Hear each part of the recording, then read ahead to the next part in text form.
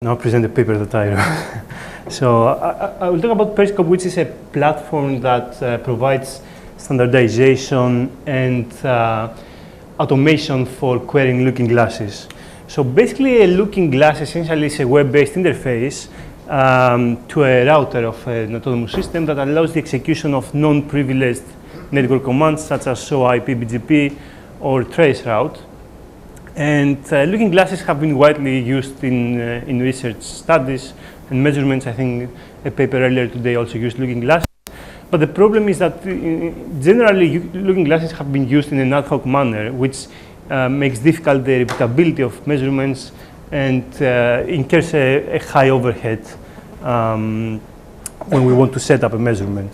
So in this work, we try to transition from this ad hoc use of looking glasses to a more systematic use of looking glasses. But first, we need to tackle an array of challenges, but that basically derive from the fact that looking glasses, in the first place, were not supposed to be part of a large-scale measurement infrastructure, but they're supposed to be standalone troubleshoot tools that we want to use for something that's not exactly the original purpose. So the main problem is that looking glasses are very disparate in terms of input parameters and output formats. That they have no standardization. And they are very volatile in nature, which means that they may go offline or they may change their interface. And also there is no authoritative list that describes which looking glasses are available, which are their capabilities, which commands they support, and so on. And lastly, looking glasses are intended for low-frequency querying, so any automation should respect the limits desired by the looking glass providers and not go over them. So obviously we cannot tackle these challenges by changing the looking glasses because they are totally beyond our control. So in this work we develop an overlay, an abstraction layer on top of looking glasses that provide the missing standardization and automation features. So here's the overall workflow of Periscope that discovers looking glasses and extracts their specification. The first step is to collect looking glass URLs from websites such as PeringDB and traceroute.org. These websites are manually maintained and they may contain stale URLs that point to dead pages. So for each of the collected URLs, we run a web crawler that basically checks the HTTP response code. And for the healthy links, we parse the HTML code and we search for web forms based on some keywords that resemble looking glass interfaces. If we find such web forms, then we try to automatically infer how we need to submit a form in order to execute a command through a script. And although looking glasses are independent from each other, most implementations are not custom. They are based on open source projects. So we collected a list of open source projects that are very popular for looking glasses, and we extracted some templates against which we try to match the web forms that we found in the HTML code. If we manage to find a match between these templates and the extracted forms, then we can automatically infer how these forms need to be submitted in order to execute a traceroute command. For example, we will know that a certain HTML input element corresponds to the argument of the traceroute command or to the IP version of the query. Otherwise, we need to manually process it, which most of the times we don't use, only in some very exceptional cases if we really want a specific AS in our set. About 88% of the time, we manage to find an automatic match between the web forms and the templates. So indeed, we do it, the manual process, sort of in exceptional cases. And the output of this process is a JSON configuration file that explains which commands are supported by each looking glass, which parameters we need to send to execute these commands, to which URL, and which elements in the HTML output hold the command output. Based on this JSON file, we create an API that standardizes the input and output of the Looking Glass interfaces. And also this JSON configuration file is used by the Looking Glass client in the Periscope platform to translate the standardized API requests to the format that its Looking Glass understands. Because, as I said, Looking Glasses are volatile, we have a health checker that runs every couple of weeks, and it executes measurements to some machines under our control that we know they are responsive, in order to alert us when some Looking Glasses go offline or when they change their interface, so we can filter them out from the JSON file. And we repeat the whole process every month to add new Looking Glasses in the repository. Now, this setup works well for a single user. So, for example, if I want to execute Looking Glass queries, I can finish here. But we wanted to make this platform as a service to the community, that many users can use it concurrently. So it's a bit more complicated because we need to configure the rate limits for each Looking Glass. So in the native Looking Glass querying, the Looking Glass identifies users based on their IP address, or in some cases based on HTTP sessions, and it applies the rate limitations for each user separately. Now, in Periscope, we need to emulate the same setup in order to provide a similar service as native Looking Glass querying. So if we put all the users behind the same Looking Glass client that uses a single IP address, essentially we limit multiple users to the querying quota of a single user, which results in a subpar service. So we need to use a different Looking Glass client for each user, and each Looking Glass client needs its own public IP address. So in order to achieve this separation between users and Looking Glass clients, we have two techniques. The first one is to crowdsource Looking Glass clients in user machines. So the client will use the IP address of the host machine. This is fine, but it's a bit hectic because it makes maintenance and updates difficult. But because the Looking Glass client is a software module, it means that we can host it also in cloud computing platforms such as Google Computing Cloud or AWS. And this has many advantages. First of all, we can start and terminate these virtual machines on demand. And each virtual machine gets an IP address from the cloud operator's address space. So, for example, an IP address from Google or from Amazon. And the best thing is that we can also request static addresses for each separate user. So we can have a very neat separation for each Periscope user with a static address that persists for every request, regardless of the time period. And it also allows the Looking Glasses to identify each user separately. We have a centralized controller that requests and terminates virtual machines. So when we don't have a lot of usage, we shut down some instances because they incur a cost. And this controller is also the module that imposes the rate limitations that are used to prevent abuse of the Looking Glasses.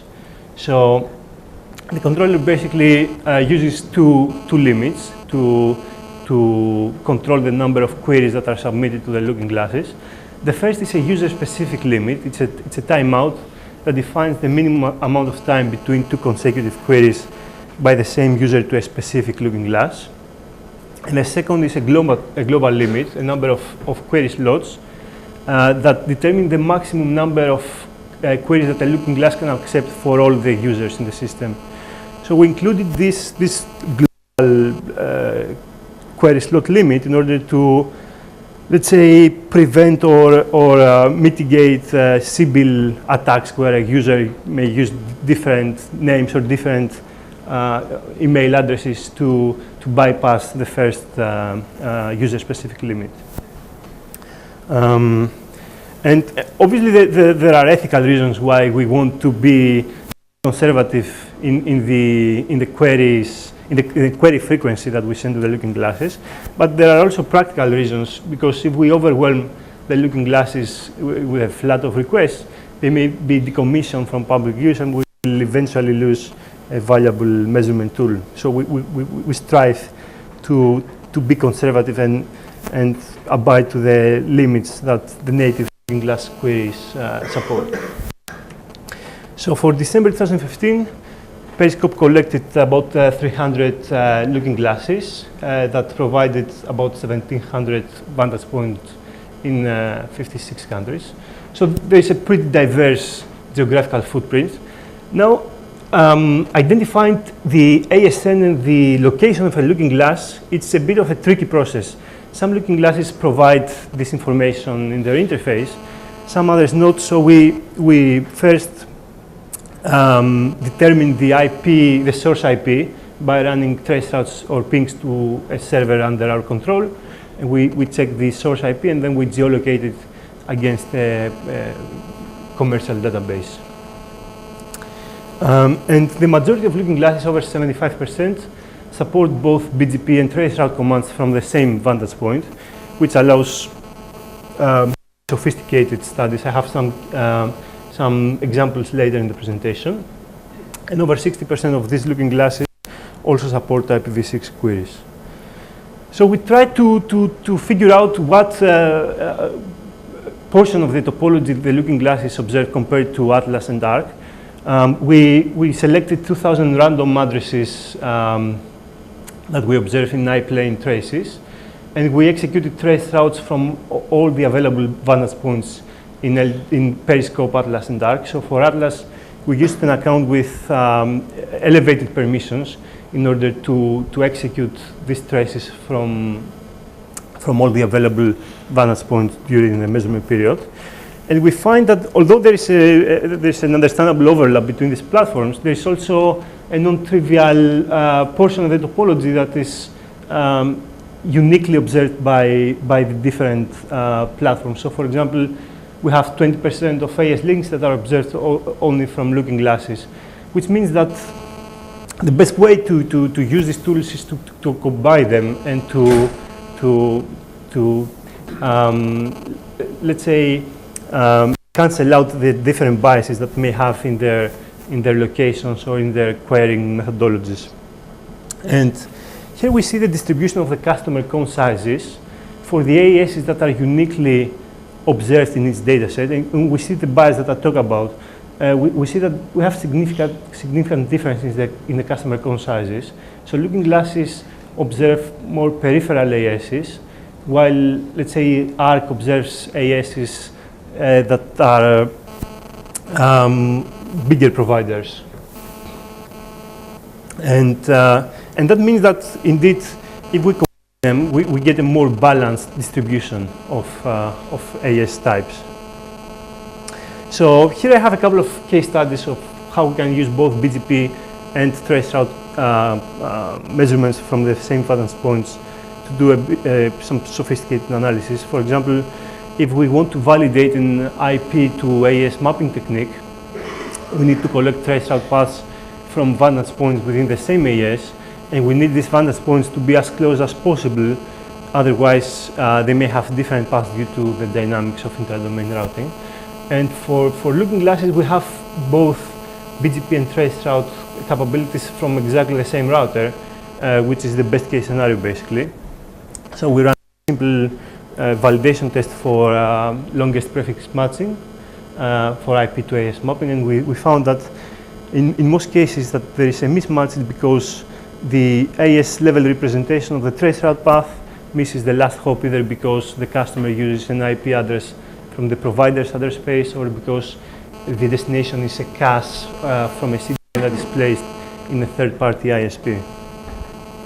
Also, another interesting case study that we have actually used in a couple of our past works when we try to determine the facilities where peering interconnection happens, or when we try to discover hybrid relationships, is that we can use BGP communities combined with trace route paths to geolocate border routers. So many operators use communities to encode the geographical location of an inbound path.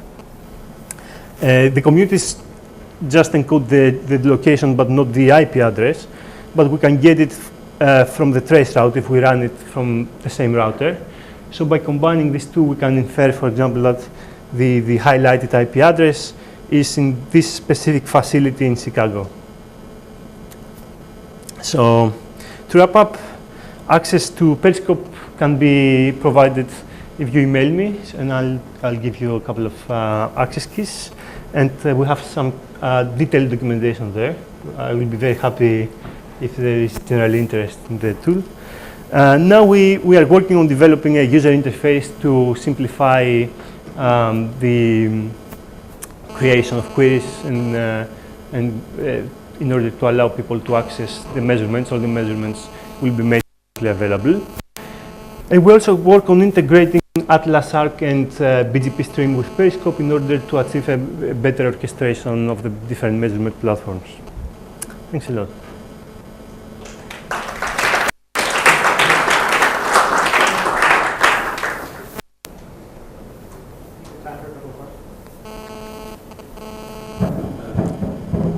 Thank you for the talk. Did you get any complaints from looking glass operators about your service using their looking glass service to the high frequency? Right. So the only time that I had a problem was at the very initial stages of development, because I had a bug in the code and accidentally I started sending queries, a second.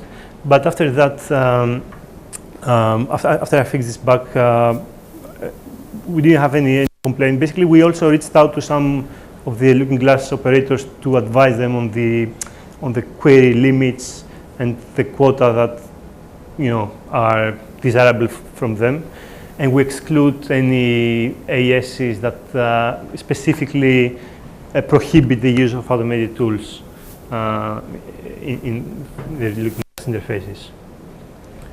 So I will not be surprised if some looking glass operator is pissed off, for example, but we are trying to reach out to all of them, actually. For some of them, it's not very easy because they're not, let's say, there may be some Asian ISPs that, we have, let's say, a language gap, but for many of them, we're able to contact them.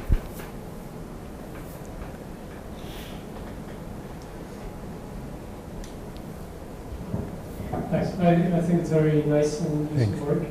We also provide some looking glasses, some of them in the list in the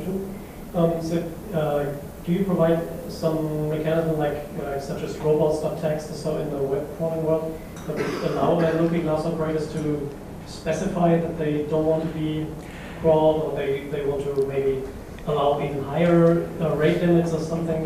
Yeah, basically we do two things. If there is this robot.txt, we exclude it. Also, we try to, usually some looking glasses have a standardized footer in their page that says automated tools prohibited. So we try to find such, keywords and filter them out. Great question.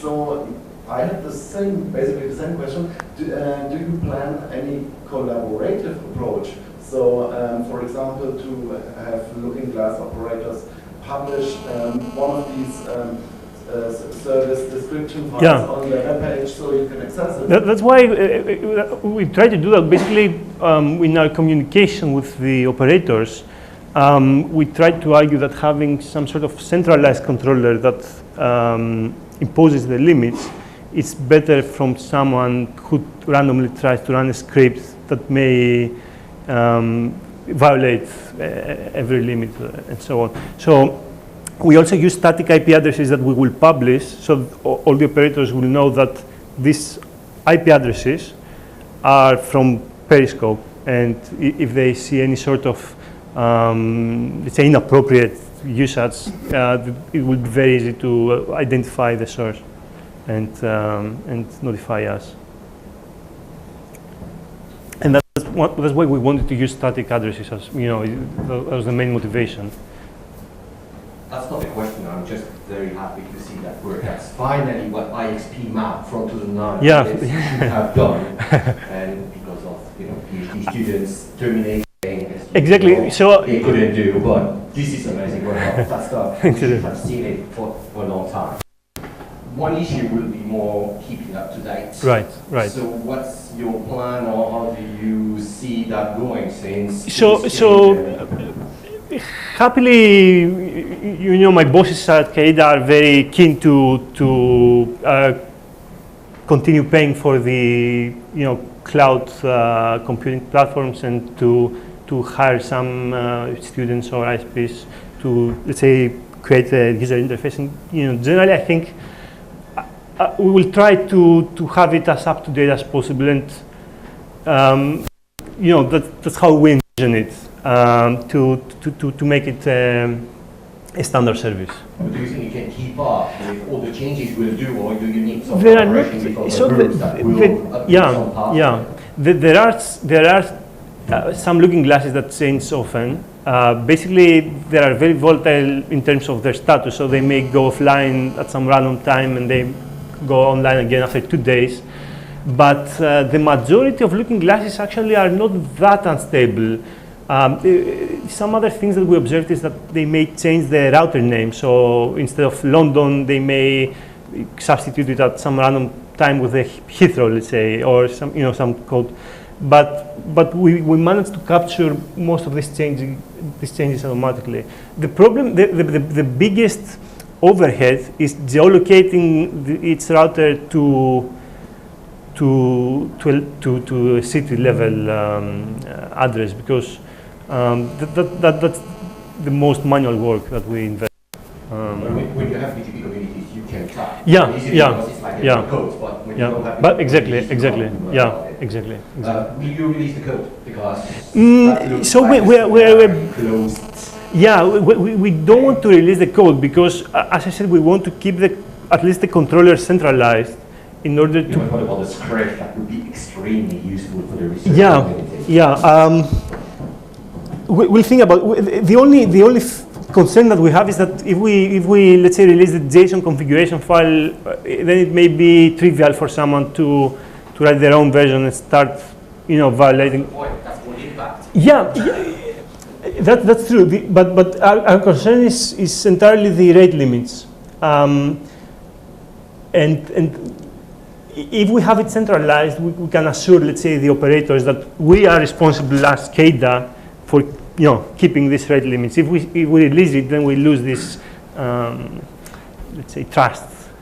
The centralized point of control. Yeah. We will think about it. We will think. That's a good point, though. Thanks. In the interest of time, let's go ahead and hold the rest of it. And I'd like to speaker both thank Vasileios. Thanks a lot.